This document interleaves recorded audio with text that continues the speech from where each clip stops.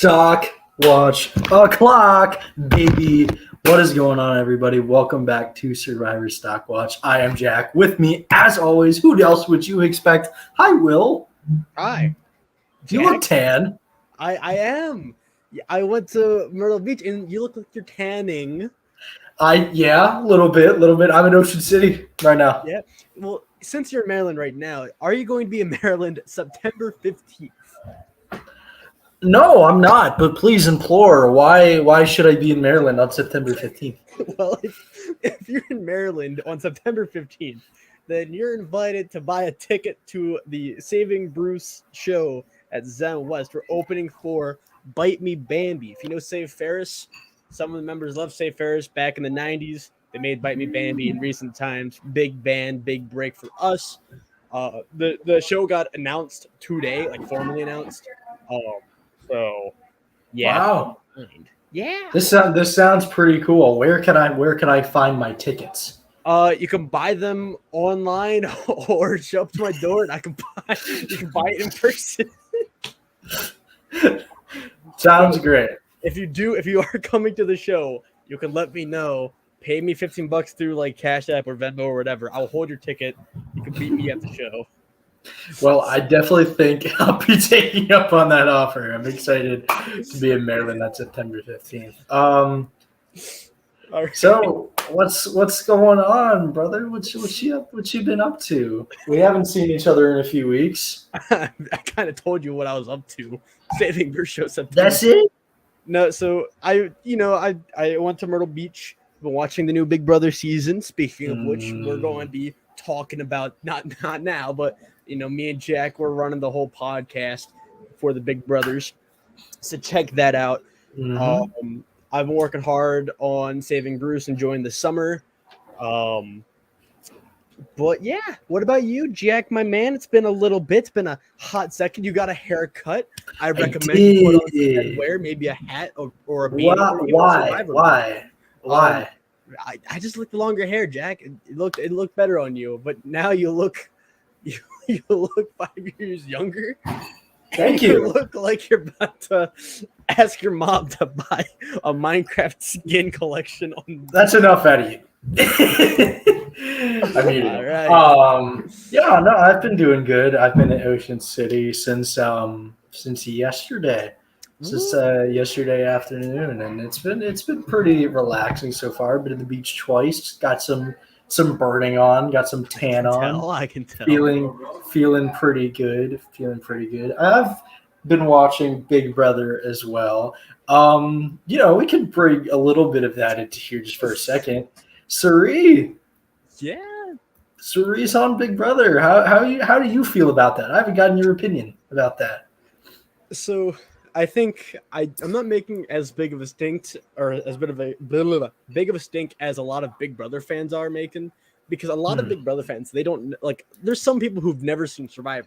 My parents, they don't know who Suri is, and so it's hard for me to explain just how good Suri is, because the problem with Big Brother, they don't really have a lot of full returnee seasons. There's like 5 seasons in total that have a decent amount of returnees.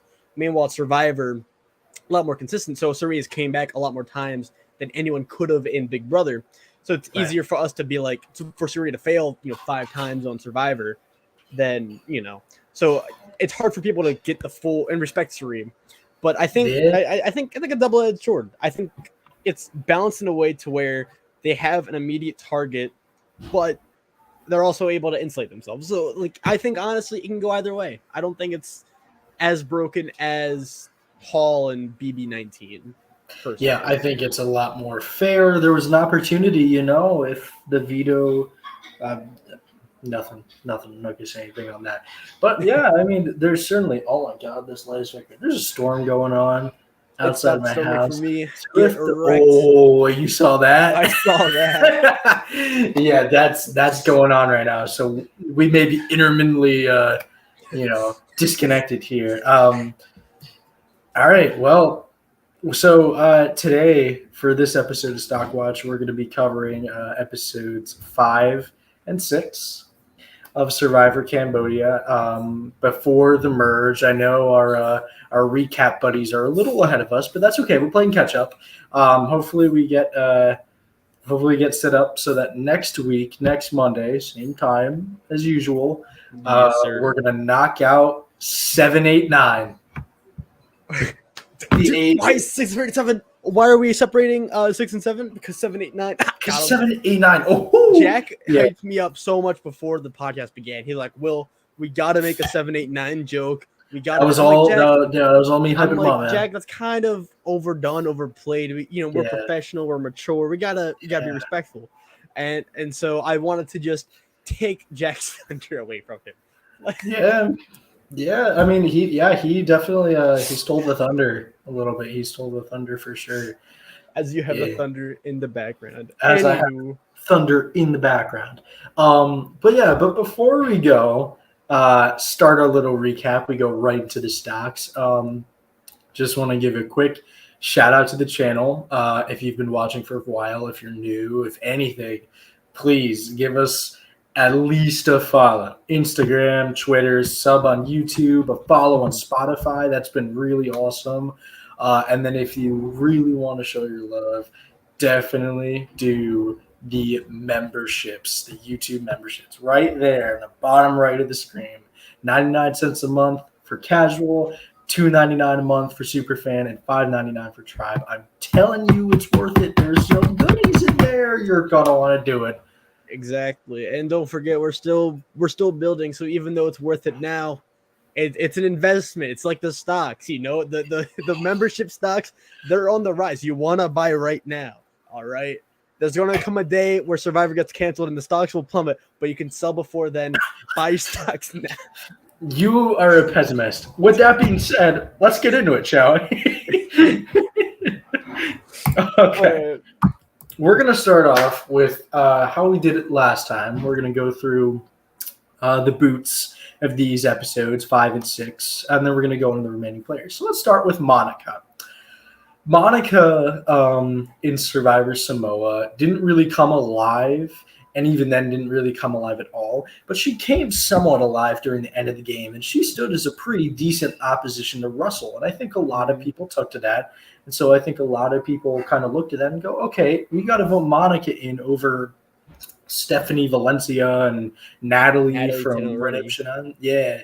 Like everyone wanted Monica in because she showed that fire against Russell. And I was like, okay. I mean, I'm into it. We'll see how she does. Very, very disappointing. We didn't really get to see a lot of Monica really at all. We saw her for the last 2 episodes, episode 4, and then her boot episode. And she was really just portrayed so negatively. She didn't really get a lot of positivity coming in from anybody. And I think it's the worst way, one of the worst ways to go when you're on a swap tribe in a majority and you do so poorly that your majority swap members vote you out. That's when you know you played pretty bad, and I didn't think Monica realized that, which sucks because I like Monica.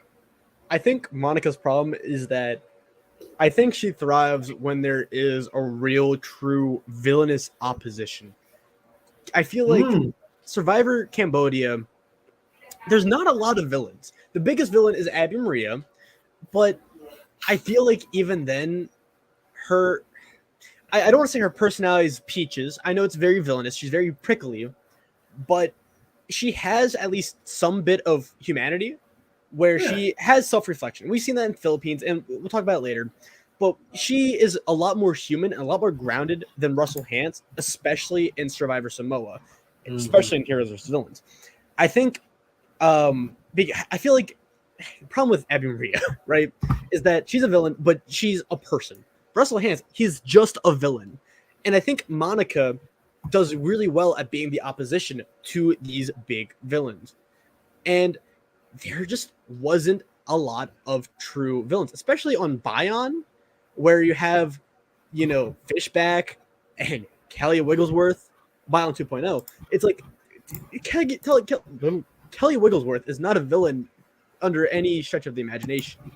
And so I think, that and just not being a standout star, especially on a season with Jeremy Collins and Spencer and Steven, and this season too later on, like Kimmy comes alive. Like she just kind of got left in the dust. Um, I think it's just wrong timing, wrong place. yeah. She comes back. Maybe she comes back for like Blood versus Water or something. I think she has a chance to shine in a season like that, or even like a pseudo fans versus favorites. Like she's one of the wild card picks. Even then, she comes back and maybe she does a lot better. I just think that with this season and with the kind of way she was going in this season, it was never going to go anywhere for her, and I think that's the unfortunate part about that. Do you know how I think Monica would do well as a returning? Please. This is going to sound weird. I want you to stick with me on this, but you remember Big Brother 18 and how they had the captains, but the captains weren't like amazing players. They were very flawed. Yeah. The skill level between the returnees and the new players wasn't that. I feel like Monica in a season like that would have done a lot better. I feel like that's the kind of season that like Edge of Extinction should have been. Instead they had like big characters as the captains. I think had Monica not played season 31, come back for like Edge of Extinction, it was like a random who is this captain, I think she would have thrived. Or if she was on another season with Russell Hantz. But I think we're starting to come to this idea that a lot of these characters who got kind of like given the short end of the stick in this season should come back in Edge of Extinction. We already said that. We said this with Shireen the last time. Shireen would be really great to come back in Edge of Extinction. I agree with that take. I think Monica coming back a little bit later, probably during Edge of Extinction, is a really good idea, and I think she might do a lot better and have that kind of idea. You're right. From Big Brother 18, I think it would, serve pretty well. So, moving on. I'm so sad. I one of the first players I ever got into in Survivor, like really into, like I really enjoyed this player. I really enjoyed him, and upon watching back as a more mature person and a more analytical person, I realized just how awesome his journey was. Terry. Survivor Panama, the man is an abrasive, egotistical, smiley, immunity beast with a super idol in his pocket. Yep. And I was loving it because back when I was a kid, I thought, man, this guy's going to do it. He's going to go all the way to the end. And then now, as an adult, it's like, wow, he is such a tragic, flawed character. But, man, he was so entertaining. Yep. Just pontificating on that for a second. That's a big word, I know, right? Imagine watching that season with the perception or the perspective that Terry Dietz won that season. Terry Dietz came in first. We would not get the Kasaya we got. It would be a lot different. And so I'm glad the season turned out the way it did, but it sucks that Terry's second chance coming back had to end like this. I don't think anybody, even if you liked Terry, even if you didn't like Terry, I think you were upset by what happened for sure. I think Terry Dietz is the second saddest elimination in Survivor history. I'll let you guess the number one. From Panama, actually. From Panama. Is it Bruce? It's get out of here. So I think Terry Dietz embodied the second chance spirit, right? Because his game wasn't that bad in Survivor Panama, right? We had people say, like, I wish I could, like Shane, he's like, I wish I could vote for Terry. He deserves a win, not y'all. And he did that while being a cocky a-hole, And so he comes back and he's like, I want to play the social game. My kids, they love Spencer and, whatever. And he thrives. That man does really, really solid, especially for how quick and how fast-paced Game Changers is. Like it was very surprising and really cool seeing all the old school players playing a new school game. And I think he would have made a really deep run. I don't think he would have won. I think Yeah. too old school and too loyal, but I think he would have made like top 6, honestly. All I'm going to say is I think this is the weird thing about Terry's elimination because it feeds into that episode as a whole. And the whole idea that a swap comes right at the final 14. Would there be a 15th episode? Would there be 15 episodes of the season if Terry didn't get medevaced? It would just be another tribal? Or would it be a different swap where it stayed 3 tribes, but it just shuffled to 5 per tribe? I don't know. What do you think? What?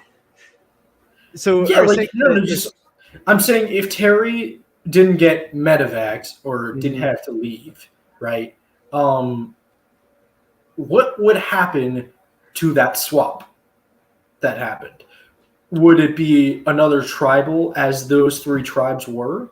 Would it be a swap then with 15 people? Like, what do you think was going to happen if Terry didn't leave? I think the swap was always going to happen with the amount of players it did. I think instead there wouldn't be an extra episode. It would just be a double feature.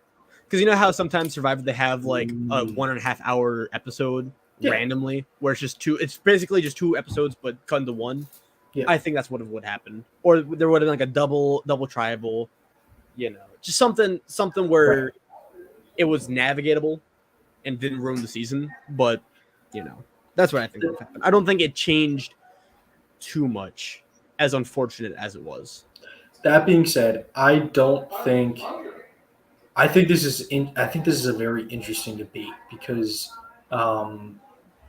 had Terry stayed in the game and had Terry not lost any more challenges with that Takeo tribe, you're right. I think he does do pretty well. And I think he does go pretty far just based on his, not only his, his social game, but his likability. Like, he just seemed like a very friendly, down-to-earth person. And I think a lot of people will respect that and want to take that somewhat far. Not just that, too, but one interaction I really wanted to see, I don't think we saw it, was between Jeremy and Terry. Because we didn't see that interaction. No, because Jeremy, that ever happened. His MO is he wants the shields around, right? He wants the big players, and I don't think any of us, nice lightning, none of us can deny that Terry Dietz was a strong and a good shield to have. Great at challenges, even still, very likable, very loyal, and especially with how fluid the game was, voting blocks and whatnot. I think Jeremy Collins would have kept Terry Dietz around. I think, had he never lost and survived to the merge, I don't think he wins because I think the game is Cambodia is too fast paced for Terry Dietz. Yeah, but I think he makes it far just based on likability, and that's something we see all the time in Survivor, where like a guy doesn't really understand too much of the game, makes it far just off of social skills. Like someone else that we will get to eventually. We will get to on episode 11. I wonder who. Woo. Oh, I did not update this chart. Shoot. Okay. Just pretend that Woo, he went to episode 5. He stayed at position 6, and then he dropped to 14 because that's where he was eliminated, right? But anywho, this is for me at least. This is where I started to notice upon my first watch or rewatch. I say my rewatch of this season, where I realized that the game was really, really a lot more fluid than I thought it would be.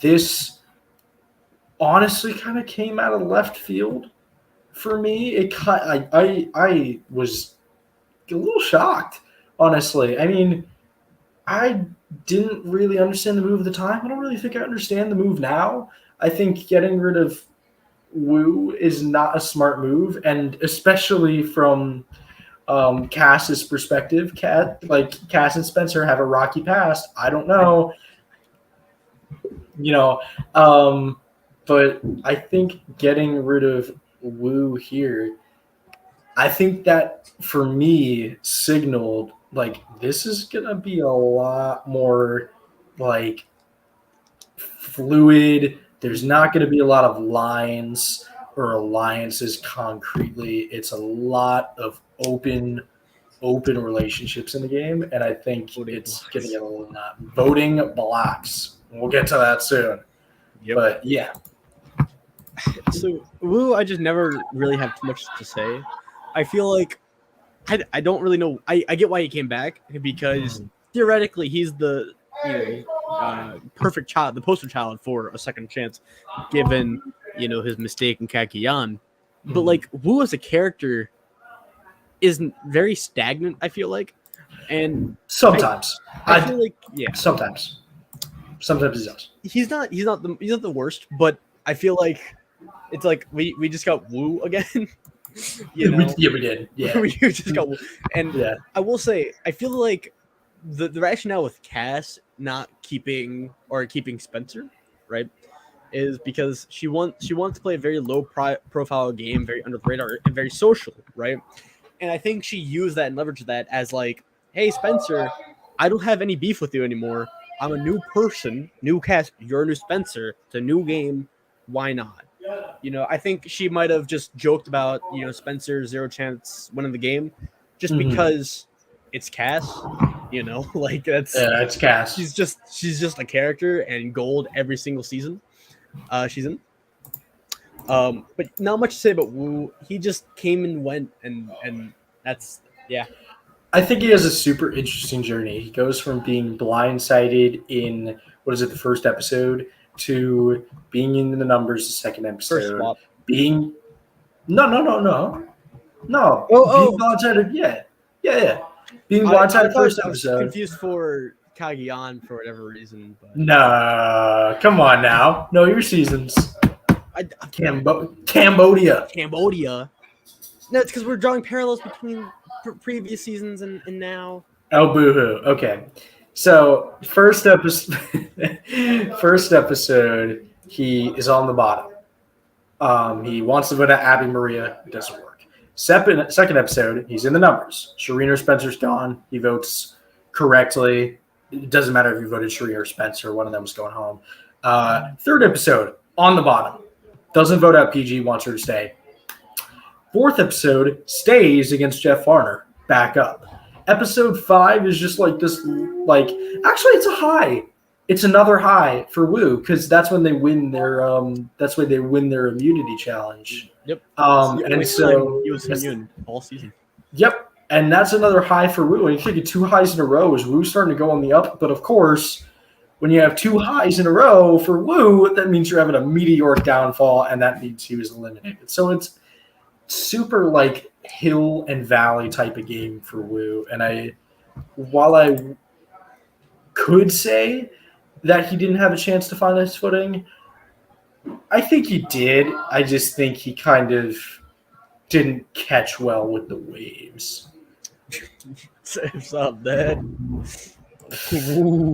Yeah. Ooh. All right. We're going to move on to the players left in the game. Some of these we're going to go quickly because not a lot changed with them. Some we might go through a little more in depth. Abby Maria. Hey, she's still improving. Hey, she is improving every single episode. You see that downward slope? That's what you want to see. That's what you want to see right there. You want to see consistency. That's Abby Maria. She'll never win, but Abby's still Abby. She's having her quarrels. She's doing the goofy thing. We didn't see a lot of Abby in episode 6, though. No. We didn't see Abby really at all, despite the fact that she was on the tribe that went to tribal council, right? She was on Takeo. Yeah. Yeah, that's kind of interesting. Usually we'd see Abby Maria, if you're going to a tribal with not a lot of people, you'd see her. And she was a pretty big part of every previous round of the game except for episode 5, but like even then, like still. So it's interesting to not see Abby Maria, and I'm wondering if this is just like didn't pertain to her story this season, or is this a sign of things to come?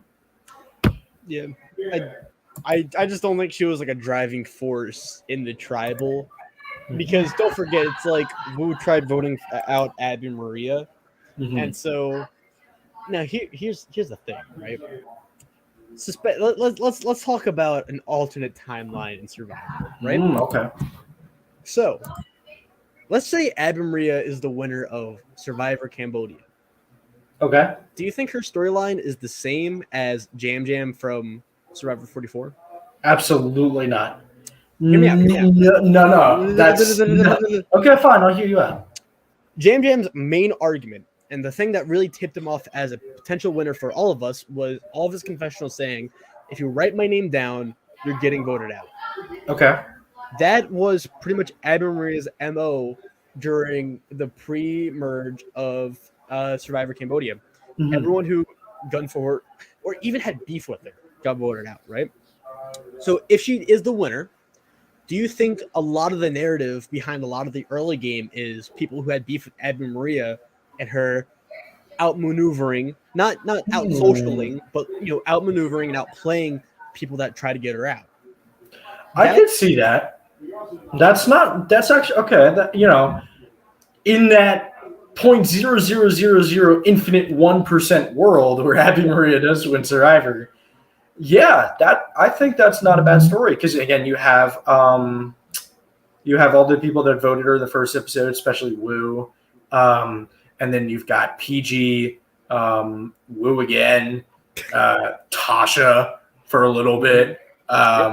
Like, you've got a bunch of people, and I mean, Tasha obviously hasn't gone home, but if that were edited that way, it'd be interesting, and I think it'd be very ahead of its time, because a lot of the modern edits we've seen in Survivor are very story driven. They're very not archical, but they have a good arc to it, and they have good good MOs throughout. With the winners in the past, they just play good games, Like, I don't really see big stories from winners. Like, take Kim from One World.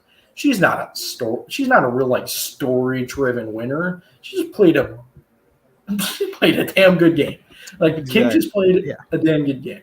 So this would be the first foray into that kind of like real story-based kind of winner, where she came from this and got to this. Mm-hmm. It would be interesting, but it's not happening. Anyway. I just thought that was an interesting point, because we didn't have much to say about Abby Maria. Crackpot theories, baby. Crackpot theories. This Andrew Savage, exact opposite of Abby Maria. Notice how she's coming down and Andrew's just going up. I'm just saying. This is interesting. This is interesting stuff right here. There comes a time where in some point in the season, Andrew Savage breaks. He fundamentally snaps in half. This happened to Pearl Islands halfway through. He went from this go-lucky, happy leader to just evil, rude, arrogant, and just snapped in half. We saw that. We were starting to see that here. And, Andrew Savage hasn't broken yet, but I think the fact that his bud Wu got blindsided, that might break him a little bit. I think the branch is going to snap with Andrew, and I don't think it's going to look so pretty for him. Yeah, that's the problem. Andrew Savage, he's not built for these games, I don't think. I think if Survivor lasted a week and a half, maybe Survivor 62, we could have the return of Andrew Savage, where Survivor lasts only like 3 days, and he wins then. But I mean, I think part of the problem too is that Andrew Savage, to me at least, kind of seems a little phony. Like Yeah, the fact that he says Survivor is the only thing that went wrong in his life. that I mean, that's not real. That's not that's true. not There's real. no way. And so I think part of the problem is that he's not really authentic, right? I think that's Yeah. the best way to describe Andrew Savage. He's not authentic. The way he portrays himself in Survivor is the guy, like the moral good guy, right? Mhm. And I think he wants to be this role, maybe for his kids and on TV and whatnot. But when you're starving on an island with the most cutthroat gameplay of having to worry about everyone and everything, it wears on you, right? And so that's why people will break down. We see people's true colors. Mhm. And I think that's the problem with Andrew Savage is that the guy he wants to be is not sustainable on Survivor. And it breaks down, he gets frustrated, and instead of just being kind of cocky or kind of, whatever, he goes off the deep end. Mhm. That's all I have to say about Savage, though. I think a quick little speed season of Survivor would do him well. I think if there Or was Discord enough, org. yeah, just a Discord org or something low stakes, something casual. I think you'll thrive Amazing. there. Real Survivor, no. Sierra. So I want to talk about. I'm going to go into the edit a little bit here. I'm going to go into some nerdy stuff. God. Here we go. This is a very interesting edit piece. Usually, in my criteria for a perfect winner, you have to have a good premiere, a good swap episode, a good merge episode, and then towards the middle of the merge, you start building and building and building, and you get more. Oh, that is not good. Whoa! I disconnected. I'm back. I died for a second there. So confused. Okay. You got scared. You got scared. I know. It said I got disconnected. That's interesting. I froze. Anywho, so yeah. Basically, good premiere, good swap, good merge, and then you build up into the merge towards the end, and you win. That's the cookie cutter. But there's a type B type of winner, and that type of edit is defined as a decent premiere, decent or no swap, but a good pre-merge episode nonetheless, a good merge, and then the same kind of thing, but a little bit less heavily edited. At this point, Sierra's looking really, really good edit wise because she has a good premiere where she gets to talk to us, and it's not a lot. She has a good swap where she gets to talk to us, and it's not a lot. In this episode, it's another swap, but it's a good pre-merge episode, and she is just firing it off. She gives her opinions about being the name the Savage. This is her first tribal, and we get her thoughts. It's like, whoa, Sierra kind of came out of nowhere there, but this is good. And that's why I have her at, I think, number 6 right now. Like, that's a good spot to be, or number 7. Sorry. That's a good spot to be. She's, if she gets a good merge episode, she's going to bump up. So it really depends on how she does. But I mean, overall, this last episode was super great for her. And I think while she hasn't had a lot so far, I think this is a good sign to a pretty good trajectory. Yeah. The biggest problem, though. Here we go. And just hear me out. It's good. But there's 13 other players competing against Sierra, right? Mm-hmm. And so she's just, the problem is there's just other storylines that I think are more important and more telling of a winner than Sierra. Mm-hmm. If she is the winner, then I think there needs to be a more drastic increase. Maybe when the merge happens, she'll come alive. But the pre-merge, as you were saying, it's just good. She's coming alive as a player in instances, but there's nothing that Sierra is doing right now that is, to me, like very telling of a winner or very telling of like making the deepest run. Right. You know, I think she's playing a good game, but that's the problem. It's just good and not perfect, not above. I think we'll see how she does. You know, I think there's been a good amount of type B type of winners. There's been like the biggest one, Natalie White from What? Survivor Samoa. That's She a was more of a type B. type D winner. Yeah, like a type F, like a type F or type Z No winner. shame to Natalie White, by the way. No shit. With She just Natalie got White. screwed She's over awesome. by the storylines. Maybe Danny. like Danny, yeah, or maybe even Fabio in a way. Fabio was awesome. Like in a way, like so yeah, we could see the type B, or we could because we saw how bold of a player Sierra was in Blood versus Water. Maybe that comes alive, and maybe she becomes type A. So we'll see how she does. Next, we've got Jeremy. Yeah. You don't really got to worry about Jeremy. He went to Tribal episode 5, was integral in the decision making, as we all expect him to be. Episode 6, he's fine. I don't want to spend too much time on Jeremy. Is it too good? Maybe. But I think right now he's just flying low and enjoying it. I don't think he's got to worry about that. Only went to one tribal so far too. Like, there's not much to say about Jeremy Collins. He's just cool. He's doing fine.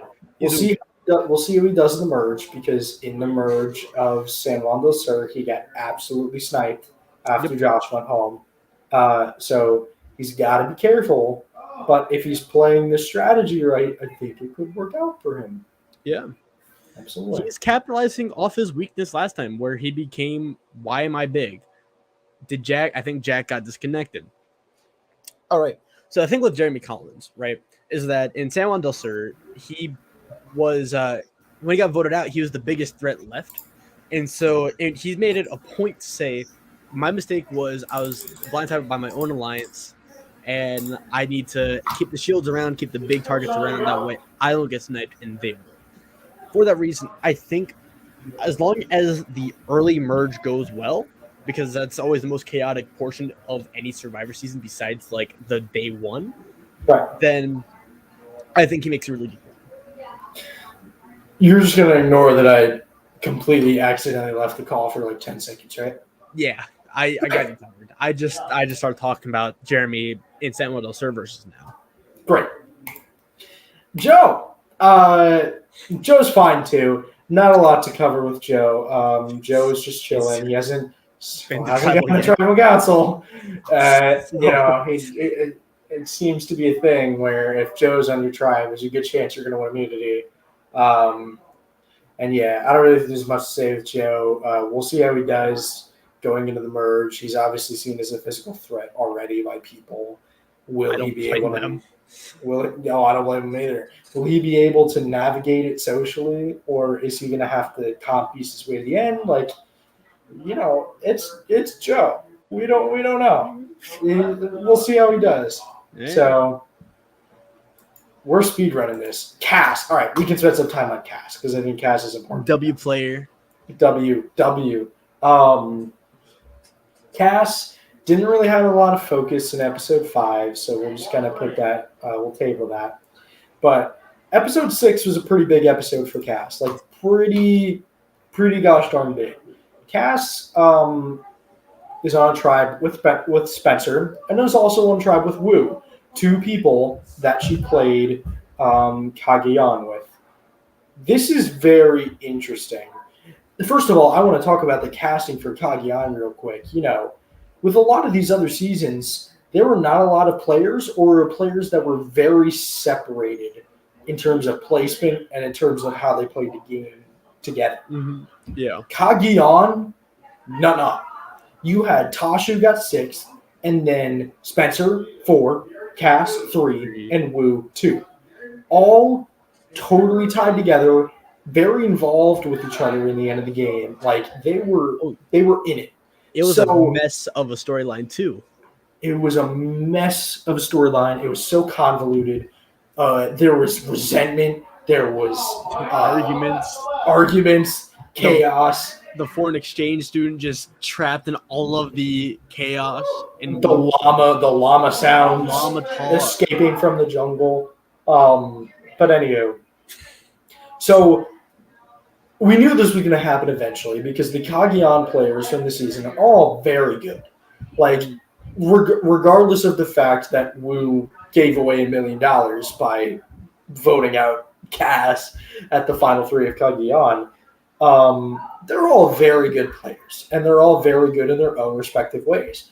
So we all knew that at some point they were going to group up and they were going to eventually going to be on the same tribe. What we didn't know is how their relationships were going to be presented. Was Cass going to be a lone wolf? Would Spencer and Tasha team up again? Like, all these things were unknowns. And so now we get to the situation where it's Cass, Spencer, and Wu on a tribe. And instead of Cass getting rid of Spencer, because she don't like Spencer, and sticking with Wu, Cass votes with Spencer to get rid of Wu. Yep. Wow. That is insane. That is dynamic. Maybe a little bit of revenge for Cass from revenge on Wu for him making such a stupid decision. But man, watching that's intense. Like, that is something you don't expect. I think too it does help lend Cass's whole storyline of wanting to rebuild herself, right? She could have easily been chaotic and been like Spencer Bledsoe, 0% chance of winning the game, but she didn't. She wanted to start anew. And so we'll see how their dynamic grows in the coming episodes. I want to say I love Spencer's voting confessional tonight, where he makes light of Cass being the one vote, vote to save him, and he's like, "God help me." Great thing. Great confessional. One of the best ever. Not really. Yeah. Love Cass. Yeah. I mean, this is just like, again, it's just so interesting. It's just Cass, It's dynamic, and it's interesting to see where Cass goes from here, because this is uncharted territory for Cass. Because this episode really tested her story. Was Cass going to get over her past, and was she actually going to make amends and try to make things new? She did. This episode was that first foray into doing that. And so now you got to wonder where Cass goes after here, and if Cass can keep this up, potentially. Keith! We don't need to spend too much time on Keith either. We love Keith. We love Keith. Was awesome. Yeah. Keith's awesome. He's just hanging out. Did he get any? I didn't even know if he got any content. Let me check this. While I do that, I want to say that before, the way I talked about Joe was like, I basically said that his archetype never changes, right? He's just Joe no matter what. Keith is similar. He is just Keith no matter what. No matter what you get from Keith, it's going to be comedic gold, where he's just so likable despite not playing the game. Keith is never going to be Rob Mariano dominance, not going to be Parvati Shallow savvy, not Sandra Diaz-Twine survivability. He's just Keith. He's Fabio likability. He is Keith Nuff. Did you watch the Barbie movie? I did not. I don't know if we're allowed to talk about it on this podcast, but I'm going to briefly say there's a line in the movie where Ken, the male Barbie, goes, "I am Knuff." And so I'm going to tell you right now, Keith is Keith Nuff. Yeah. Keith is Knuff. He's the third most likable player since Greg Buis and Fabio. You overrate Greg Buis I do way not. too We'll, much. we'll have a whole podcast argumenting I Greg Buis. can't wait to talk about that day. Kelly. Not a lot from Kelly either. We don't really need to spend much time here. Kelly's been giving us consistent talks, just kind of outlining her position, just kind of telling us what's going on with her game. And I think that's fine. You don't see her, you won't see her on the EDGIC contenders list, but she's at number 4. She's also been immune. Yeah, she's also been immune, so really no reason to prop her up that much. But, we're starting to see kind of, I think this is interesting, we're starting to see a pretty common 4 kind of stick out right now. We'll get to the other 2 later, but Jeremy and Kelly have been in the top 4 every episode of this season. There has not been an episode where one of them has dipped below 4. So if you're looking at people who are real solid contenders to win the game, Jeremy and Kelly. And while Kelly's on a little bit of a lull because she's been safe, she hasn't really needed to speak her mind. I'm telling you, just wait. Just wait. Just wait. But Kelly's awesome. And then the other Kelly. I think this is a what if of if Kelly got some really strong content during the episode Monica went home, Kelly could be a contender. Alas, Kelly got, let's see, under the radar too. So not really a lot to speak for Kelly, but we kind of already knew Wigglesworth isn't probably going to do the best. So, she's just hanging around at this point. It's only a matter of time before she either starts to become a GOAT or she just gets voted off randomly. Like, I don't know, but I don't really see a lot out of her, honestly. She's Supergirl in a fat suit, just like Colby Donaldson and HVP. Mm-hmm. I think it's sad. I mean, I think we talked about this in the last episode, but I think the producers and the editing team just shafted her because she didn't want to be what production wanted her to be. I think that's really unfortunate because we could have got to see a whole new version of Kelly, and it could have been really, really interesting. But yeah, it's really unfortunate that we just don't get along from Kelly, and I don't think we honestly will, which kind of sucks. So who knows? Who knows? We'll see. But those kinds of players, too, are the type of players that have, like, one really personal confessional out of left field that just makes you cry and sob and whatnot. Like, we always get, like, those invisible players who, like, the episode before their vote out or the episode of their vote out, they're just like, yeah, so let me trauma dump in front of the cameras real quick. Yeah, here, let me tell my life story of how both my parents died and I got shipped off in a crate to We saw the that middle of with the Pacific Sabrina Ocean. in One World. All I'm saying. All I'm saying. Kimmy Kappenberg, baby. Kimmy's awesome. We got to see a little bit of Spicy Kimmy, episode 5. Really awesome to see Kimmy Kappenberg coming from season 2, and she made the biggest impact of an old school player besides Jeff Lerner. But in this segment of the show, 5 to 6, Kimmy made the biggest impact as an old school player, and maybe honestly the biggest, close to the biggest impact. Cass and Spencer probably made bigger impacts, but Kimmy made a big impact. She directed this vote. She was in charge of the Monica move. And, if we got a little bit of extra positivity from Kimmy, and a little bit more content from her a little bit earlier, she could be a real contender with this episode. Really, really strong showing. She had a really great premiere and looked primed to do well. And then she just kind of fell off. But this episode was pretty good for her. So, I mean, we'll see how she does, but this was really good. To be fair, too, she only went to the Monica tribal. So, who knows? That's the problem with a lot of times when we try to read into these edgics and confessionals and whatnot. It's like a player gets shafted for the entire pre-merge, Mhm. but that's because they've been immune the entire pre-merge, and so when our tribe is sinking, we need to see the strategic play so we know why people are getting voted out over, the relationships that Kimmy's making. Exactly.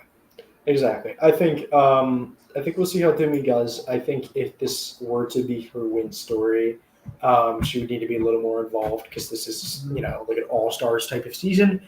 But watch out for Kimmy. What's your Things Kimmy? may things may come. Things may come. Yeah, things may come. Spencer Charlie Brown. He is at my number 1 at episode 6. You know, we've seen this with Spencer before, right? The Charlie Brown. He is always on the bottom. He's scraping to stay alive. He's the scrappy underdog. That's where Spencer's good, And for these 2 episodes, we saw that for sure. And that's the Spencer people want to see. And that's also the Spencer that does well in the edit. Yeah. If Spencer's on the bottom, Spencer is gonna, have a good time. If he's not, if he's coasting at the top, it might not be as kindly reflected on him. But super good episode. I think the fact that he was able, he didn't convince Cass. I think that was more Cass kind of making the conscious decision to save Spencer. But I think Spencer getting into Cass's ear and having some words with her, and it might have made some kind of a difference. I think that's a really good testament to his game, and that's a really good winning thing. Like Cass, the person who hated me, the person that wanted me gone more than anybody, saved me. That's a big move. Oh yeah. Sorry, my brother was trying to enter my room, but yeah, my only concern with Spencer is that, similar to how I felt with Savage, is that I think Spencer sometimes, I think he is best as an underdog. We talked about this. He's best as an underdog. And so my fear, going into the season was how he wanted to be more personable, which wasn't his problem in Cagayan.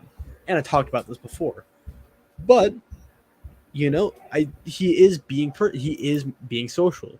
And he's able to not flounder, which is good.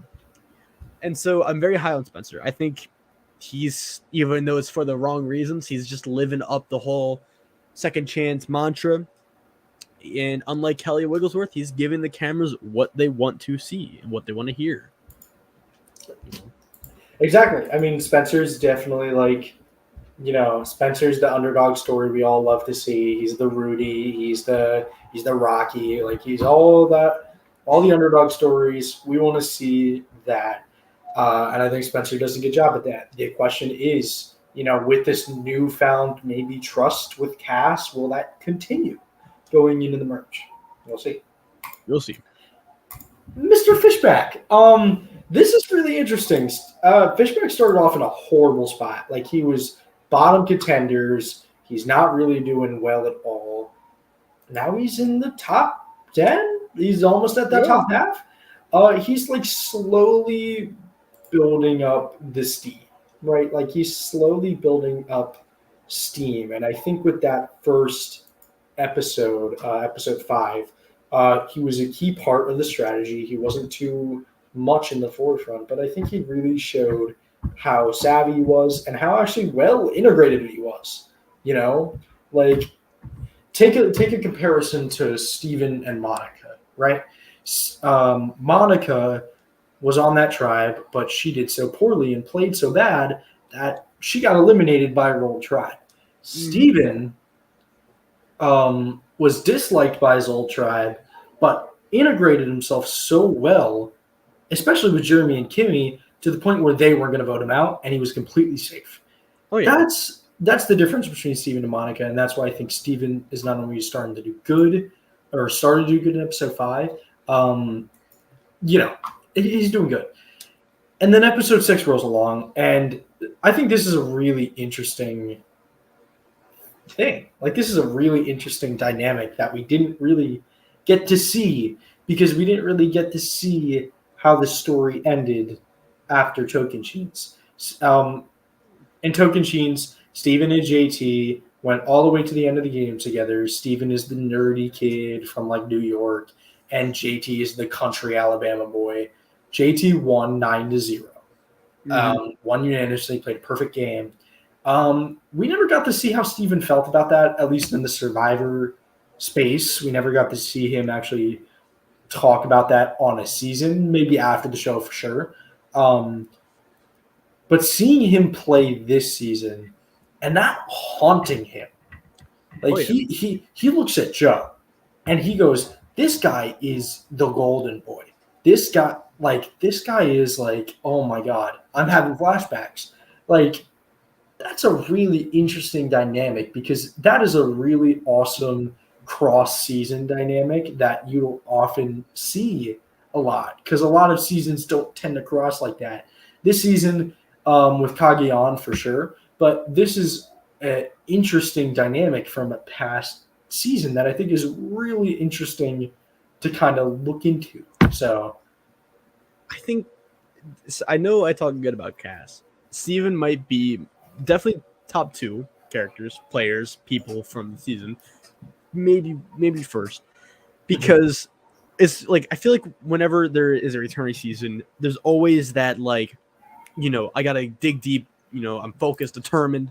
Right. Steven is the complete opposite. He is scared of his last season. I think Yeah, that is very brilliant, very dynamic. And I know he's a person and a human being. And when he's crying on the beach about Joe, he's a person in tears, very upset, but it's exactly. very captivating. Mhm. And I think it's good for Steven.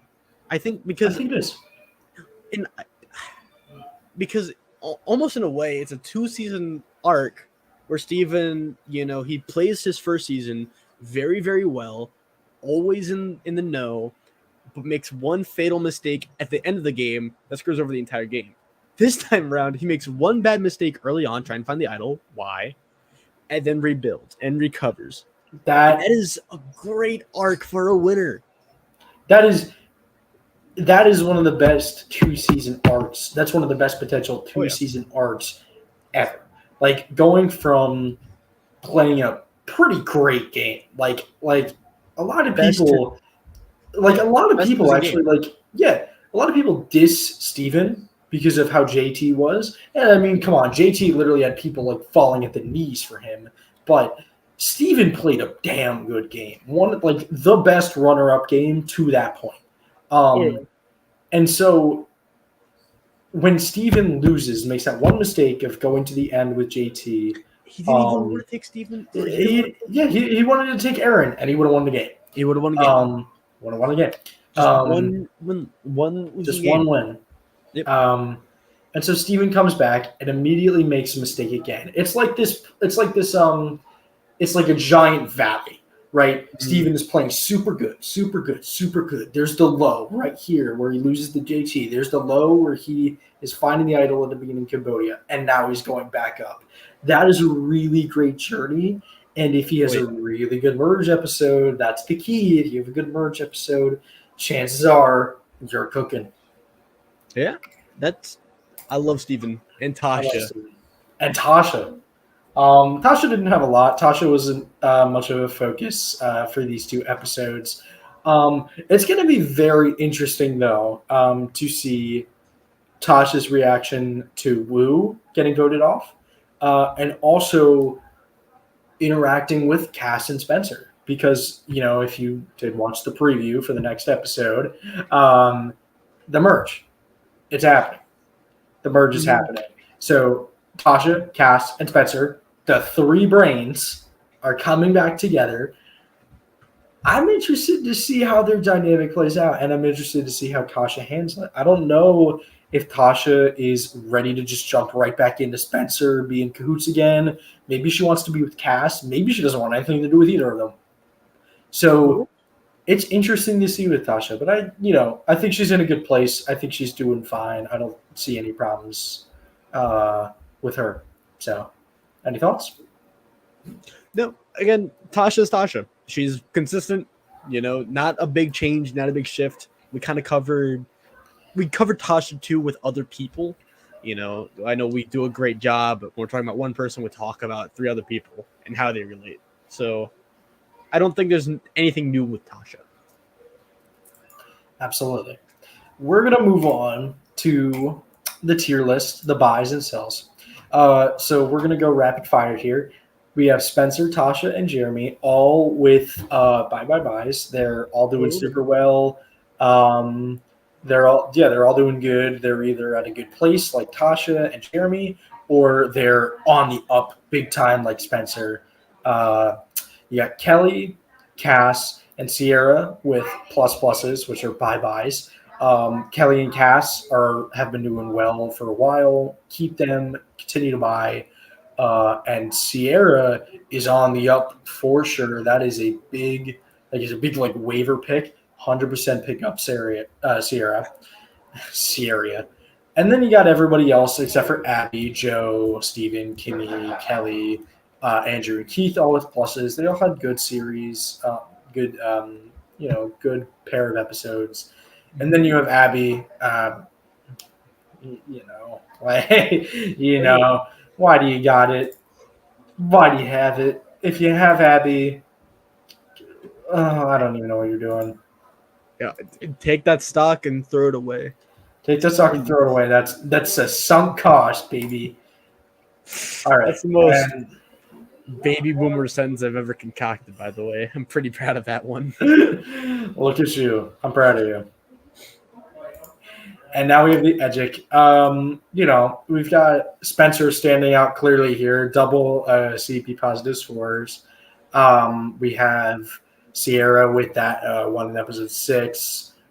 We have Wu, who was doing great, building well, and then just fell apart. Any takeaways from this? Any thoughts from just this Edgic chart right here? Not really. I feel like episode 6 was a big episode.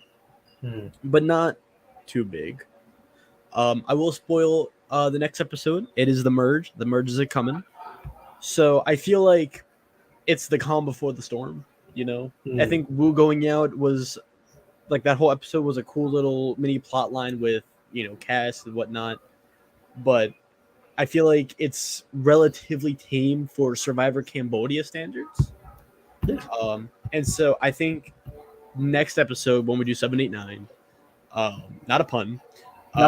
There'll be a lot more vibrant Edgic where we can really dissect things.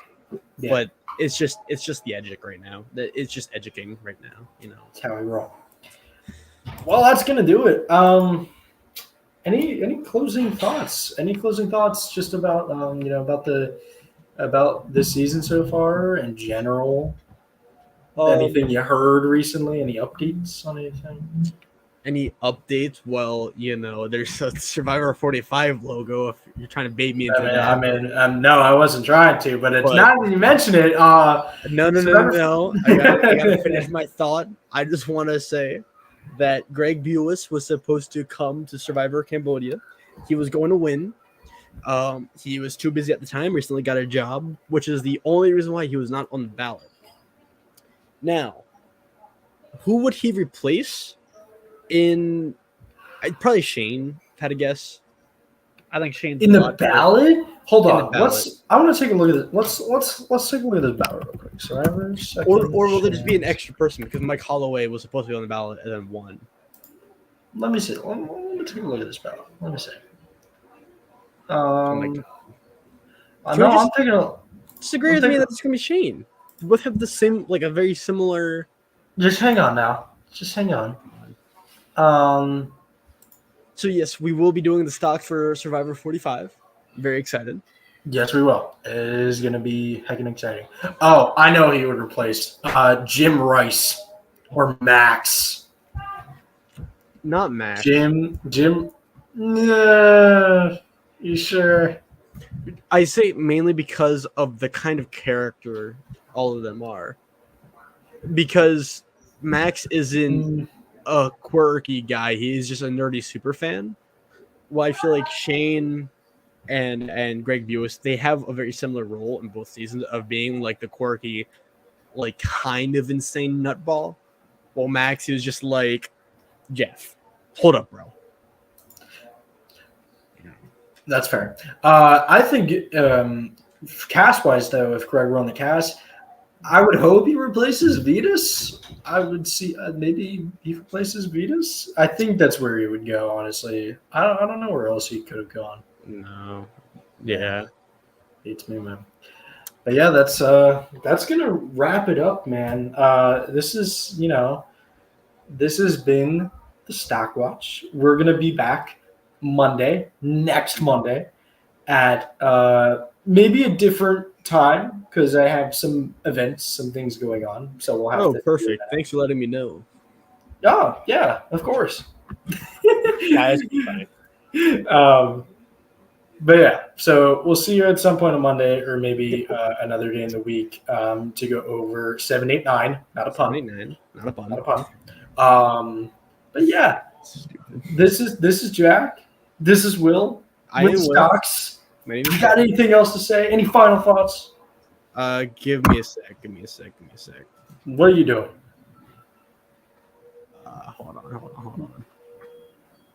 I'm scared. What are you doing? All right, my name is Jack, and that's Jack, and this has been the Jack Podcast. All right. We'll see you next Monday. We'll see you sometime next Jack. week. Oh my god.